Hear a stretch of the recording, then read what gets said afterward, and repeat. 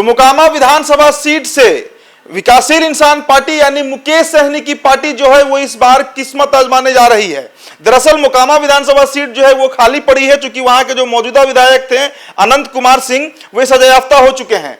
2 मामलों में उन्हें 10-10 साल की सजा हो चुकी है। एक उनके सरकारी आवास जो पटना में है वहां से इंसास राइफल, मैगजीन और बुलेट प्रूफ जैकेट बरामदगी मामले में, और दूसरा मामला जो है वो उनके पैतृक आवास लदमा से जो AK-47 और हैंड ग्रेनेड बरामद हुआ था। इन दोनों मामलों में पटना के MP-MLA कोर्ट ने उन्हें अपराधी पाया है और उन्हें सजा दे दी है, जिसके बाद वो सीट खाली पड़ी है।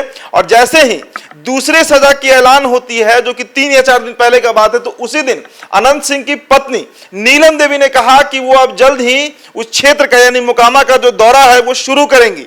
देखिए, जिस दिन अनंत सिंह को AK-47 मामले में करीब महीने भर पहले जब सजा हुआ था, उसी समय राजद में ये सुबुगाहट तेज हो गई थी कि राजद की तरफ से नीलम देवी यानी अनंत सिंह की पत्नी ही प्रत्याशी बनेंगी। लेकिन कल देर शाम तक एक लंबी मीटिंग चली है VIP के दफ्तर में, जहां पर खुद पार्टी के राष्ट्रीय अध्यक्ष मुकेश सहनी और पार्टी के तमाम बड़े और छोटे नेता मौजूद थे। और उसमें सर्वसम्मति से यह फैसला लिया गया कि मोकामा विधानसभा सीट पर विकासशील इंसान पार्टी जो है वो चुनाव लड़ेगी और अकेले चुनाव लड़ेगी बिना किसी गठबंधन के। और मुकेश सहनी ने यह भी कहा कि हमें कम आंकने का गलती नहीं किया जाए। बोचहा में हमें कम आंका गया था, लेकिन 18% उस विधानसभा का वोट जो है वह हमारी पार्टी को मिला था।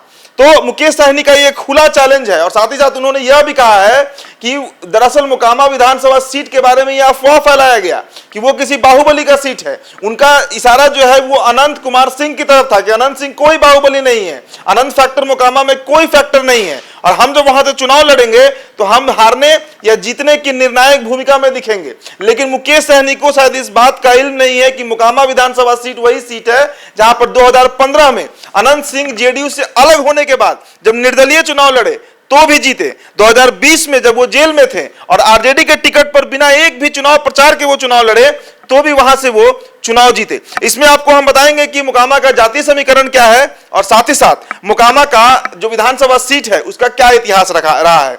मोकामा सीट पर साल 2000 में निर्दलीय सूरज कुमार सिंह विधायक चुने गए थे, और इससे पहले जनता दल के दिलीप सिंह 1990 और 95 जो कि अनंत सिंह के बड़े भाई हैं, वे लगातार 2 बार यहां से विधायक रह चुके हैं। वहीं 1980-85 में कांग्रेस के श्याम सुंदर सिंह लगातार 2 बार यहां से जीते थे, और उससे पहले कांग्रेस के श्री कृष्ण शाही 1972 और 1977 में यहां से जीते थे।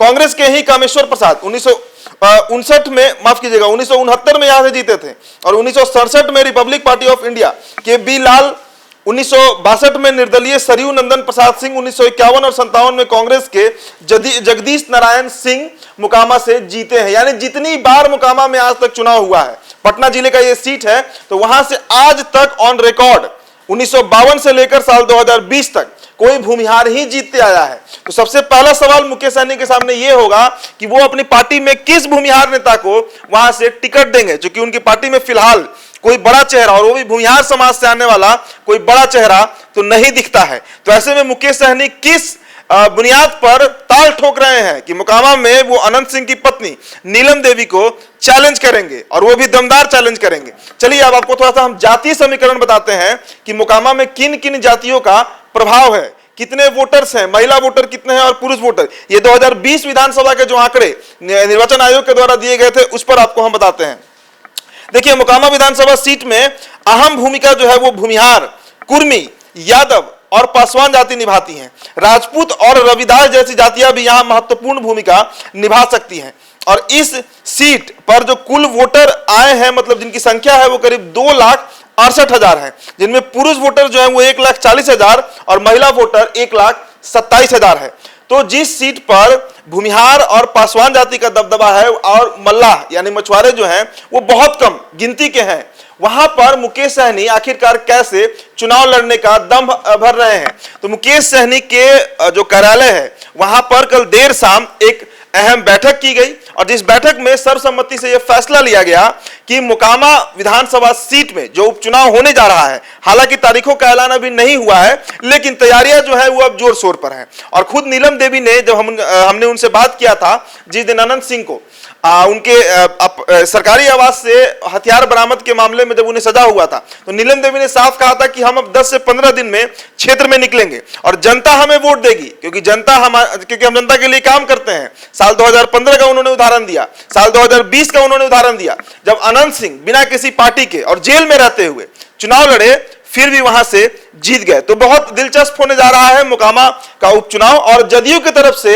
राजीव लोचन, जो कि एक साधु कहे जाते हैं उस क्षेत्र से, वे 2015 में भी चुनाव लड़े और 2020 में भी चुनाव लड़े हैं वहां से, लेकिन दोनों बार वो हार गए। भूमियार समाज से ही आते हैं। और नीरज कुमार भी जब वहां से चुनाव लड़े थे 2015 में, तो वो भी वहां से 35,000 वोट लाए थे और अनंत सिंह के खिलाफ चुनाव लड़कर जीत नहीं पाए थे। तो मोकामा जो है एक तरह से आप कह सकते हैं कि रिजर्व सीट माना जाता है अनंत सिंह का। फिर भी ये चुनाव बेहद दिलचस्प होगा, क्योंकि इस बार पहली बार वहां से अनंत सिंह के परिवार से, पहले दिलीप सिंह रहे फिर अनंत सिंह, कोई महिला और वो भी अनंत सिंह की पत्नी अपना किस्मत आजमाने जा रही हैं। फिलहाल इस खबर में इतना ही। आप बने रहिए NBC 24 के साथ। मेरा नाम उदित तारन है। बहुत बहुत शुक्रिया।